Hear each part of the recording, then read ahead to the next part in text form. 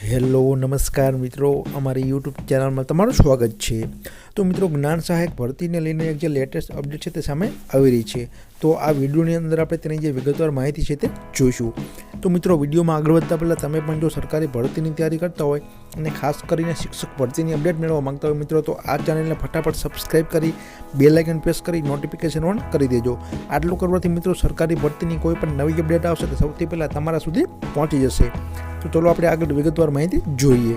તો અહીં તમે સ્ક્રીન ઉપર જોઈ શકો છો મિત્રો, 4000થી વધુ ટાટ HS પાસ ઉમેદવારોની આળસ, જ્ઞાન સહાયક બનવા માટે અરજી ન કરી। તો રાજ્ય પરીક્ષા બોર્ડ દ્વારા તાજેતરમાં ઉચ્ચતર માધ્યમિક શાળામાં જ્ઞાન સહાયક બનવા માટેનું જે પરિણામ છે તે જાહેર કરાયા બાદ હવે ભરતી માટેની જે કાર્યવાહી છે તે હાથ ધરવામાં આવી છે, જેમાં 11,000 કરતાં પણ વધુ ઉમેદવારોએ જ્ઞાન સહાયક બનવા માટે અરજી છે તે કરી હતી, પરંતુ 4,000 કરતાં પણ વધુ ઉમેદવારો એવા છે કે જેઓએ ટાટ HSની જે પરીક્ષા છે તે પાસ કરી હોવા છતાં પણ જ્ઞાન સહાયક બનવા માંગતા ન હોવાથી તેઓએ અરજી છે તે ન કરી હતી।